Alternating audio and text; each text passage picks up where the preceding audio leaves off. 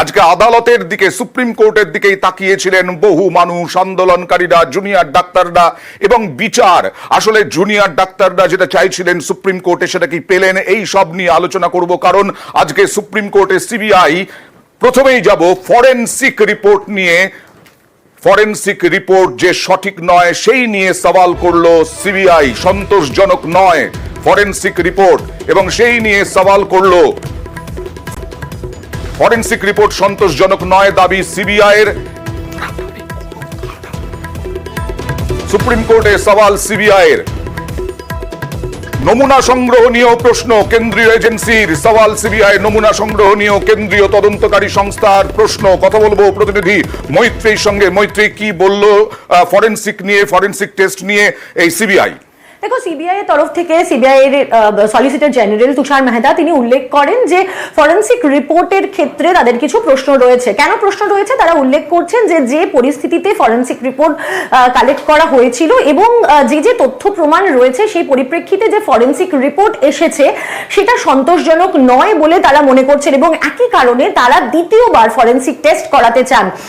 এবং তাদের প্রশ্নের জায়গায় তারা খুব পরিষ্কার, তাদের বক্তব্য হচ্ছে যে যেভাবে নমুনা সংগ্রহ হয়েছিল সেই নমুনা সংগ্রহ কে করেছিলেন এবং কিভাবে করেছিলেন সেই বিষয় নিয়ে তাদের কিছু প্রশ্ন রয়েছে, এবং এই কারণেই তারা দ্বিতীয়বারের জন্য ফরেনসিক টেস্ট করাতে চান এইমস অথবা অন্য কোনো প্রতিষ্ঠানে, অন্য কোনো কেন্দ্রীয় প্রতিষ্ঠানে, এবং সে কথা আজকে তারা স্পষ্টভাবেই সর্বোচ্চ আদালতের কাছে তারা উল্লেখ করেন। আজকে যে রিপোর্ট তারা দিয়েছেন সেই রিপোর্টের বিস্তারিত সেখানে রয়েছে, যদিও রিপোর্টের সমস্ত অংশ নিয়ে উল্লেখ করা হয়নি। তারা একটি চার্টের কথা উল্লেখ করেন, সেই চার্টের দিকে তারা দৃষ্টি আকর্ষণ করেন প্রধান বিচারপতি সহ 3 বিচারপতিরই, এবং সেই চার্টের দিকে তাকাতে বলেন, এবং তারপরেই তারা এই ফরেনসিক রিপোর্ট নিয়ে তারা প্রশ্ন তোলেন, এবং তারা বলেন যে ফরেনসিক রিপোর্টের সংক্রান্ত যে সমস্ত তথ্য তাদের কাছে এসে পৌঁছেছে সেই তথ্য তাদের কাছে সন্তোষজনক মনে হচ্ছে না, এবং সেই কারণেই তারা দ্বিতীয়বারের জন্য ফরেনসিক রিপোর্ট তারা সেই রিপোর্ট কি মঙ্গলবার, মানে আগামী মঙ্গলবারের সময় জমা দিতে বলেছে সুপ্রিম কোর্ট?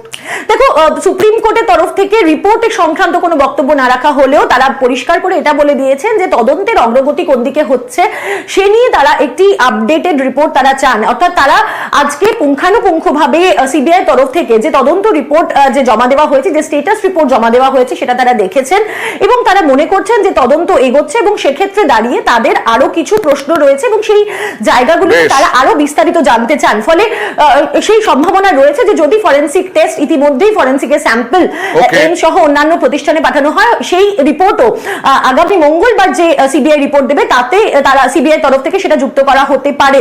তবে সুপ্রিম কোর্টের তরফ থেকে এই ফরেনসিক রিপোর্ট নিয়ে কোনো সুস্পষ্ট ইঙ্গিত আজকে দেওয়া সন্তোষজনক নয় দাবি সিবিআই এর। আর এদিকে পোস্টমর্টেম নিয়েও জনস্বার্থ মামলাকারী তারা বললেন যে পোস্টমর্টেম সন্ধ্যে 6টার পরে কিভাবে, এমনকি প্রধান বিচারপতিও প্রশ্ন তুললেন যে সত্যি 6টার পরে, সন্ধ্যে 6টার পরে সাধারণত ভারতে কোথাও হয় না, এই পোস্টমর্টেম কিভাবে হলো?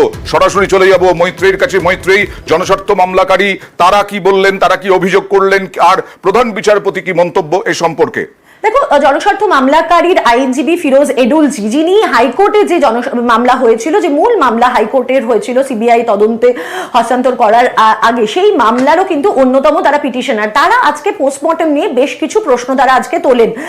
ফিরোজ এডুলজি তার অভিযোগ যে সন্ধ্যে 6টার পর ময়নাতদন্ত করা হয়েছে। সাধারণভাবে ধর্ষণ এবং খুনের ঘটনার ময়নাতদন্ত সন্ধ্যে 6টার পর হয় না, এবং যদি সেটা সন্ধ্যে 6টার পর করতে হয় তাহলে কিছু নিয়ম মানতে হয়, এবং সেই নিয়মগুলো কি মানা হয়েছিল, এবং সেক্ষেত্রে যদি নিয়ম ভাঙা হয়ে থাকে তাহলে সেটা কেন ভাঙা হয়েছিল। নিয়ম ভাঙার ক্ষেত্রে এটা এই প্রসিডিওর এটা কেন করা হলো যে সন্ধ্যে 6টার পর ময়না তদন্ত।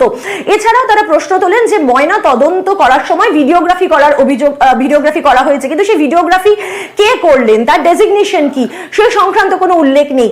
চালান হিসেবে যে চালান আসে, অর্থাৎ একটি দেহ ময়নাতদন্তের সময় একটি চালান দেওয়া হয় যেটি একটি অ্যাডমিনিস্ট্রেটিভ প্রসিডিওর, সেই চালানে উল্লেখ থাকে যে দেহটি ময়নাতদন্তের জন্য আসছে তার সঙ্গে কি কি জিনিস পাঠানো হচ্ছে, যেগুলোকে প্রিজার্ভ করা হয়, যেগুলো ময়নাতদন্তকারী অফিসারেরা প্রিজার্ভ করেন, সেই বিষয়গুলো কিন্তু তিনি আজকে উল্লেখ করেন। এবং তার মুখে কিন্তু আজকে উঠে আসে নর্থ বেঙ্গল লবির প্রসঙ্গ। তার বক্তব্য, তার অভিযোগ আজকে সর্বোচ্চ আদালতের কাছে যে এই 3 জন যারা এই ময়নাতদন্ত করেছিলেন সেই 3 জন ময়নাতদন্তকারী কোনো একটি লবির, অর্থাৎ তারা একটি লবির কথা উল্লেখ করেন করেন তিনি, এবং সেই লবির অন্তর্গত, এবং সেখানে দাঁড়িয়ে ময়না তদন্ত ঠিকভাবে হয়েছে কিনা সে নিয়েও কিন্তু আজকে এখানে পারদিওয়ালা বলেছেন দেহ পরিবারকে কখন দেওয়া হয় সেই তথ্য সিবিআই কে দেওয়া। আমাদের কাছে যে ফাইল দেওয়া হয়েছে সেখানে চালানটি নেই বলছেন তুষার মেহতা।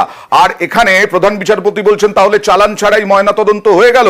চালান যদি মিসিং হয় তাহলে বুঝতে হবে সমস্যা আছে, পারদিওয়ালা বলছেন। কিন্তু মৈত্রেয়ী, চালান তো থাকতেই হবে, এটা তো একদম স্বাভাবিক প্রক্রিয়া। সেক্ষেত্রে কি কপিল সিব্বলের কাছে কোনো রকম ভাবে চালান ছিল না, এই 17 তারিখ চালান দেওয়া হবে? হ্যাঁ, একেবারেই। দেখো, আজকে সেই চালান কিন্তু দেখতে চান প্রধান বিচারপতির বেঞ্চ। মূলত জাস্টিস পারজিওয়ালা তিনি এই চালানের কপি দেখতে চান, এবং যেমনটা তুমি বললে যে এই কথোপকথনে উঠে আসে যে যদি চালান না থাকে তাহলে অন্যরকম ভাবে ভাবতে হবে যে কোথাও একটা সমস্যা রয়েছে, কারণ এই চালান থাকা অবশ্যম্ভাবী একটি ময়নাতদন্ত শুরু হওয়ার আগে। আজকে যখন কপিল সিব্বলের কাছে রাজ্যের তরফ থেকে এই চালান চাওয়া হয়, তার কাছে সেই চালান সেই সময় রেডিলি অ্যাভেলেবল ছিল না। তাকে 17 তারিখ অর্থাৎ পরবর্তী যে শুনানি রয়েছে মঙ্গলবার, সেদিন এই চালানের কপি প্রডিউস করতে বলা হয়েছে। তবে এখানে একটা জিনিস উল্লেখ করব, ফিরোজ এডলজি তিনি কিন্তু উল্লেখ করেছেন যে যখন হাইকোর্টে শুনানি চলছিল সেই সময় একটি ভিডিওগ্রাফিতে সেই চালানের কপি দেখানো হয়েছিল, যদিও আজকে সিবিআই তারা জানিয়ে দিয়েছেন যে তাদের কাছে এ ধরনের কোনো চালানের কপি তাদের কাছে এসে পৌঁছায়নি। আর এদিকে দেখা যাচ্ছে যে সমস্ত উদ্ধার হয়েছিল জিনিসপত্র, ব্লুটুথ থেকে আরম্ভ করে ল্যাপটপ, এই সবে নাকি ফিঙ্গারপ্রিন্ট নেই। সেই হাতের যে ছাপ, আঙুলের ছাপ, সেই সব উধাও। এই রকমই অভিযোগ উঠে আসছে। দেখুন, 9 আগস্ট আরজি করে উদ্ধার হয় তরুণী চিকিৎসকের দেহ। ধর্ষণ খুনের ঘটনায় দেশ জুড়ে তোলপাড়। এই ঘটনায় আবারও প্রমাণ লোপাটের আশঙ্কা। চিকিৎসকের দেহ উদ্ধারের পর ঘটনাস্থল থেকে ইলেকট্রনিক্স ডিভাইস বাজেয়াপ্ত করে পুলিশ। তার মধ্যে ছিল ল্যাপটপ, মোবাইল, ব্লুটুথ। সেগুলি এখন সিবিআই এর হাতে। কেন্দ্রীয় এজেন্সির দাবি এইসব ডিভাইসে আঙুলের কোনো ছাপই নেই। ফলে এর পেছনে কার হাত রয়েছে সেই বিষয়টি খতিয়ে দেখছে সিবিআই তদন্তকারী আধিকারিকরা। ইতিমধ্যে কয়েকজন পুলিশ কর্মীর তারা কিন্তু বয়ান রেকর্ড করেছে। আরজি করের ঘটনায় সিবিআই কে ভাবাচ্ছে আরো একটি বিষয়। জানা গিয়েছে আরজি করের প্রাক্তন অধ্যক্ষ সন্দীপ ঘোষ এবং তার গাড়ি চালকের বয়ান মিলছে না। সিবিআই এর দাবি 9 আগস্ট কাক ভোরে গাড়ির চালককে ফোন করেন সন্দীপ। ফোন করে তাকে বাড়িতে ডাকেন। সন্দীপের গাড়ি চালকের এই বয়ান রেকর্ড করেছে সিবিআই। এর আগে সন্দীপ দাবি করেন সকাল 10টার পর তিনি ঘটনা সম্পর্কে জানতে পারেন। সময়ের এই ফারাকি তদন্তকারীদের ভাবাচ্ছে। তাই ওই দিন সন্দীপের গাড়ির গতিবিধি যাচাই করছে সিবিআই। আরজি করে চিকিৎসককে ধর্ষণ খুনের পাশাপাশি আর্থিক দুর্নীতিরও তদন্ত চলছে। আর্থিক দুর্নীতির তদন্তে নেমেছে ইডিও। ইতিমধ্যে সন্দীপ এবং তার ঘনিষ্ঠদের বাড়িতে তারা হানা দিয়েছে। ইডির দাবি আরজি করের দুর্নীতির টাকা অন্য জায়গায় সরানো হয়েছে। এর জন্য খোলা হয় একাধিক সংস্থা। প্রাথমিক পর্যায়ে 8 থেকে 10টি সংস্থার হদিশ পেয়েছে ইডি। ইডির দাবি সংস্থাগুলির বেশিরভাগই সন্দীপের নিকট আত্মীয় ও ঘনিষ্ঠদের নামে। ওই সংস্থাগুলোর একাধিক ডিরেক্টরের নামও পেয়েছে ইডি। নিউজ 18 বাংলা। আর আজ আদালতে আর কি হলো? কর্মবিরতি। এই কর্মবিরতি নিয়েও আজকে সওয়াল জবাব হলো। প্রধান বিচারপতি হুঁশিয়ারি দিলেন কর্মবিরতি প্রত্যাহারের। এবং শুধু তাই নয় যে আপনারা জুনিয়র ডাক্তাররা তারা আন্দোলন করবেন, কর্মবিরতি পালন করবেন, দায়িত্ব পালন করবেন না, আর অন্যদের ওপরে দোষারোপ হবে, এটা চলবে না। প্রধান বিচারপতি পরিষ্কার জানিয়ে দিলেন। আরো একবার জানবো পুরো বিষয়টা প্রতিনিধি মৈত্রেয়ীর কাছ থেকে। মৈত্রেয়ী, দেখো, আজকে প্রধান বিচারপতির কাছে কিন্তু এই বিষয়টা প্রধান বিচারপতি কার্যত স্পষ্ট করে দিয়েছেন। তার বক্তব্য যে they must return to work now, অর্থাৎ তাদের এবার কাজে ফেরা উচিত। তার কারণ তাদের যে কনসার্ন রয়েছে, অর্থাৎ তাদের যে অভিযোগগুলো রয়েছে যে তারা নিরাপত্তাহীনতায় ভুগছেন এখনো, এবং যে পদক্ষেপ নেওয়ার কথা রাজ্যকে বলা হয়েছিল সেই পদক্ষেপগুলো এখনো পর্যন্ত ইমপ্লিমেন্টেড হয়নি। সেই জায়গায় দাঁড়িয়ে প্রধান বিচারপতির বক্তব্য খুব স্পষ্ট যে আগামীকাল বিকেল 5টা পর্যন্ত যদি জুনিয়র ডাক্তাররা কাজে যোগ দিয়ে দেন তাদের বিরুদ্ধে কোনো ব্যবস্থা নেওয়া যাবে না। কিন্তু যদি তারা কাজে যোগ না দেন সেক্ষেত্রে রাজ্য যদি কোনো ব্যবস্থা নেয় সেক্ষেত্রে রাজ্য বা অন্য কাউকে দায়ী করতে পারবেন না জুনিয়র ডাক্তাররা। তাদের বক্তব্য খুব স্পষ্ট যে তারা পরিষেবা দিতে এসেছেন।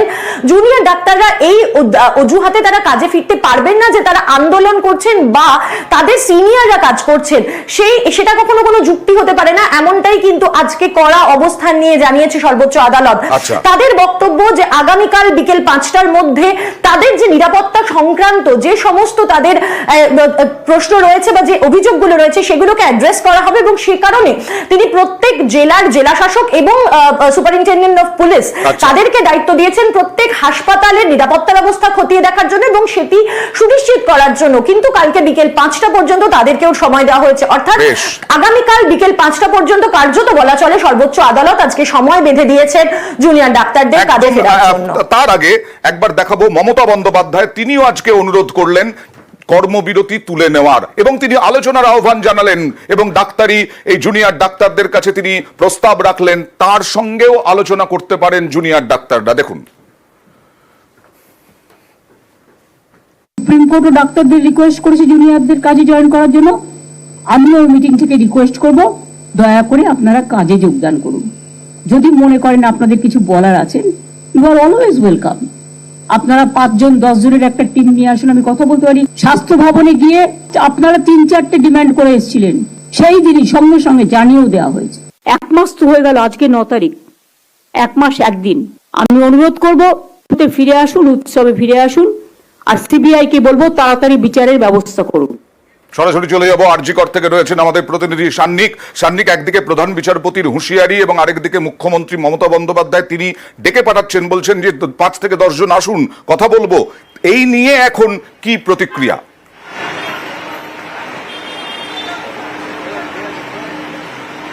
দেখো অয়ঙ্কা, যখন আজকে সুপ্রিম কোর্টের তরফে এই অবজারভেশন, এই নির্দেশ যখন দেয়া হয়, তারপরেই আমরা যে ছবি দেখতে পাই যে প্রাথমিক প্রতিক্রিয়া হিসেবে যারা এখানকার জুনিয়র ডাক্তাররা ছিলেন সেই সময় তারা প্রত্যেকেই কিন্তু যথেষ্ট অখুশি ছিলেন এই সিদ্ধান্তে। কেননা আজকে আমরা যেটা সুপ্রিম কোর্টেও দেখেছি যে এই হাসপাতালগুলির জন্য যা যা পরিকাঠামোগত যে সমস্ত বা নিরাপত্তা জনিত যে সমস্ত ইনফ্রাস্ট্রাকচারাল গ্রোথের কথা আপাতত রাজ্য সরকারের তরফেও স্পষ্ট করে দেওয়া হয়েছে, সেইগুলো ইমপ্লিমেন্ট কতটা হয়েছে সেই বিষয়ে সুপ্রিম কোর্ট জানতে চেয়েছে।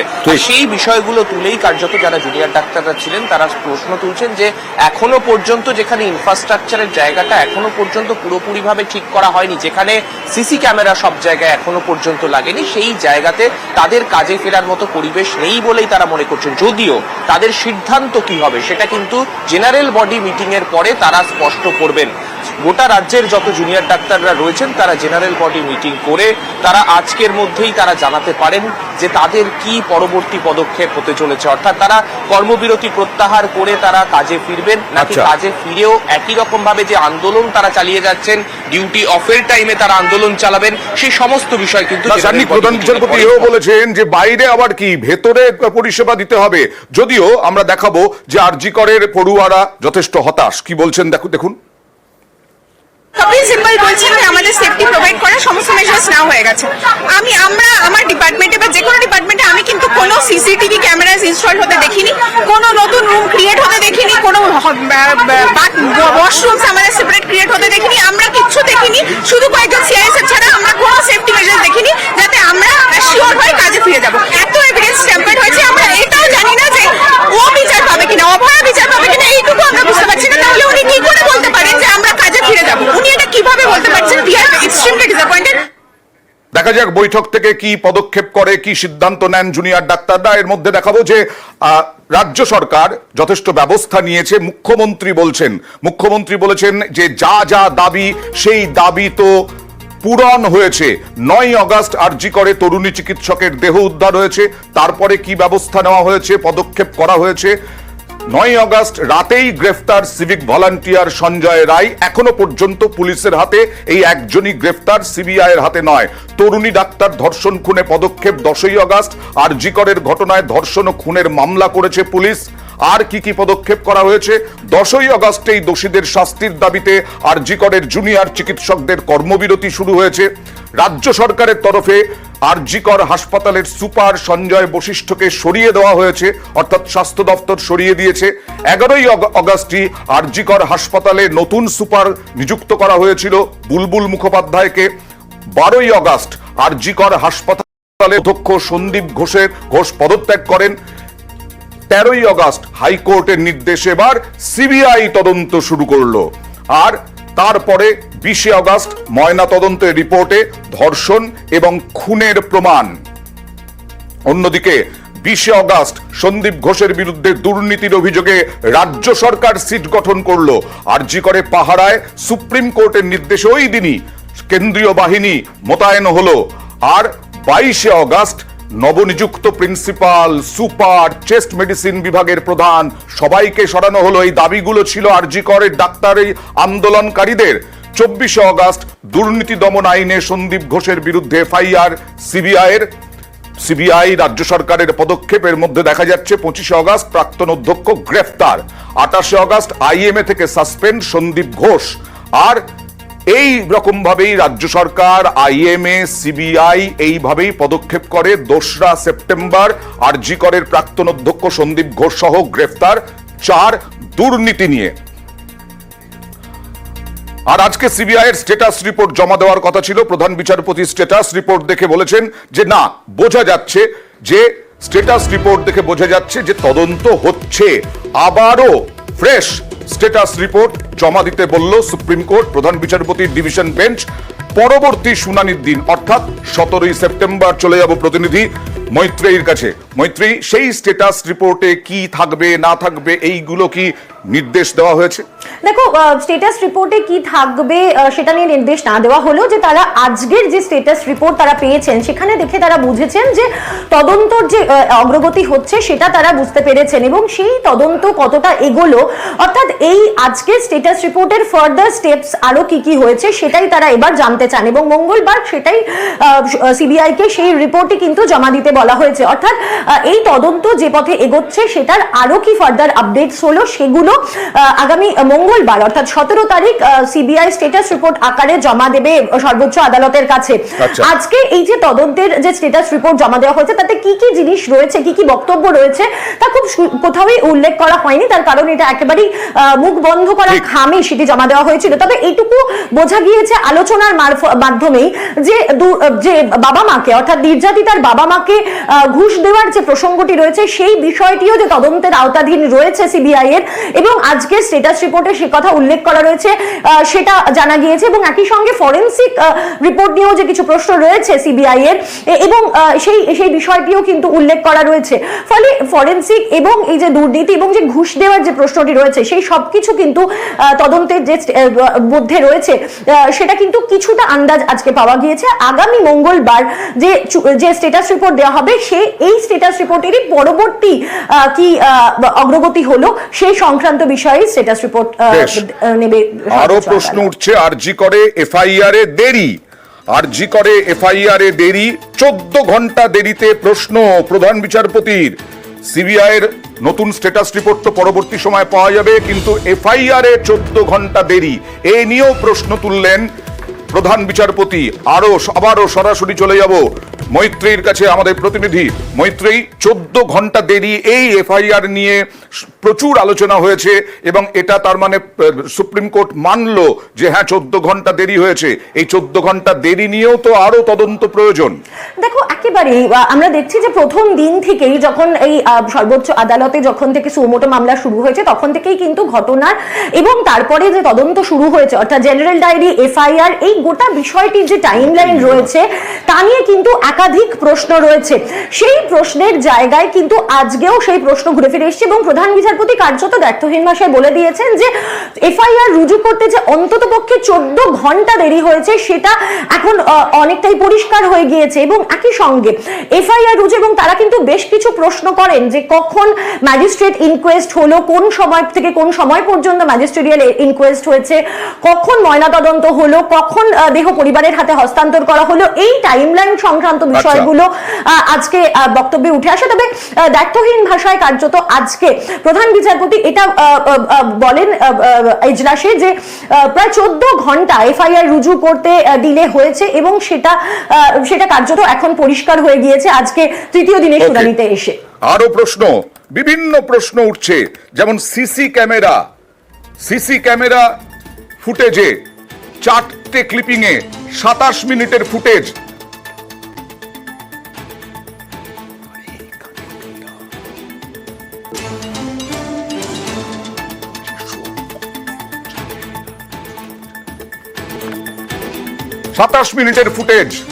ভোরে আরজি করের সিসি ক্যামেরার ছবি ও সুপ্রিম কোর্টের স্ক্যানারে